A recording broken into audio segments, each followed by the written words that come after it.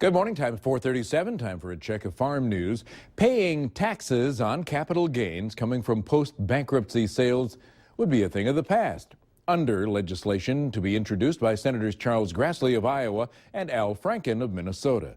Senator Grassley expressed his disapproval of President Obama's proposal to increase capital gains taxes and eliminate stepped-up basis. The U.S. Supreme Court ruled the tax on capital gains realized in a post-Chapter 12 sale of a taxpayer's farm is taxable. Weeds that are resistant to herbicides continue to increase across the valley. And water hemp, also the #1 resistant weed in Mindac Co-op sugar beet growing area. When we travel south and east, when we pass Wahpeton or Breckenridge, we get into water hemp country. And I have a feeling that that line is going to move north. So when we get into the Sabin area, perhaps this year, we're going to probably start to see water hemp. You know, one of the neat things about the northern part of the valley is there's a lot of diversity in crop production. So there's small grains, there's potatoes, there's canola, there's dry beans. Those crops don't utilize the Roundup Ready systems quite as much. So consequently, that built-in rotation that they have has slowed the spread of resistant weeds, and that's a good thing. All of the information presented last week at the Sugar Beet Research Forum will be available to growers as handouts, printed handouts, at upcoming seminars during February, 2 weeks on the 5th in Grafton at the Parish Center, at the 10th at the Alara Center in Grand Forks, the 11th in Fargo at the Holiday Inn, and the 12th at the Eagles Club in Wahpeton. Seminars are sponsored by the North Dakota State University Extension Service and University of Minnesota Extension. Trade Promotion Authority, or TPA, starting to see opposition. Several congressional Democrats, along with RCAF and the National Farmers Union, opposing the granting of Trade Promotion Authority, also known as Fast Track. RCAF CEO Bill Bullard says if TPA is allowed, it takes away congressional oversight, leaves citizens out of the process.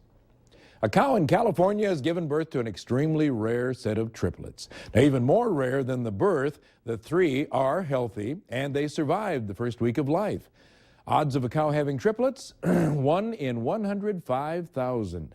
Now, the triplets, named Daisy Mae, Dakota, and Duke, are doing well, but because of the ongoing drought in California, it's uncertain how long they may stay at the Borba Dairy. Owner Eric Borba says he plans to keep the triplets as long as possible, but the cost of feed is high, and the price of milk right now is going down. Nebraska landowners fighting back as TransCanada tries to gain more ground in the battle for the Keystone XL pipeline. The company, though, filed papers in 9 Nebraska counties to acquire eminent domain. Reporter Kim Kung talks to landowners who are fighting back to protect their land.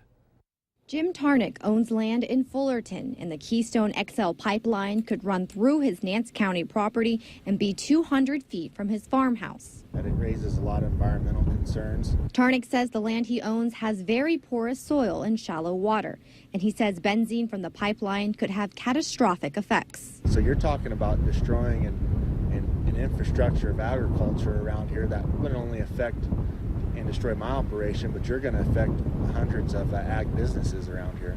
Abby Kleinsmith, a landowner in York County, is another person who would be impacted by the pipeline. She says she expected TransCanada to go to court.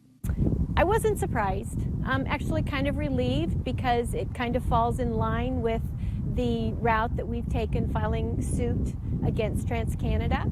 Last week, opponents filed challenges in York and Holt counties against TransCanada. We want to challenge the right to use eminent domain that TransCanada is doing now, and that has to start at the county level. We will then take the outcomes of those cases directly to the Supreme Court.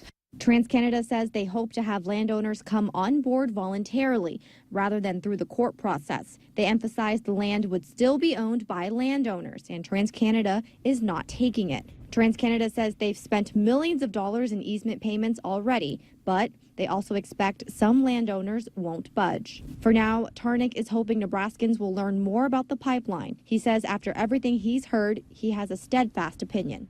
It's a dirty fuel that we don't need, and that's not going to help our country. Well, so the battle over the XL pipeline is not just a Washington, D.C. thing, although a final vote in the Senate is expected sometime this month. The president has said he will veto the bill.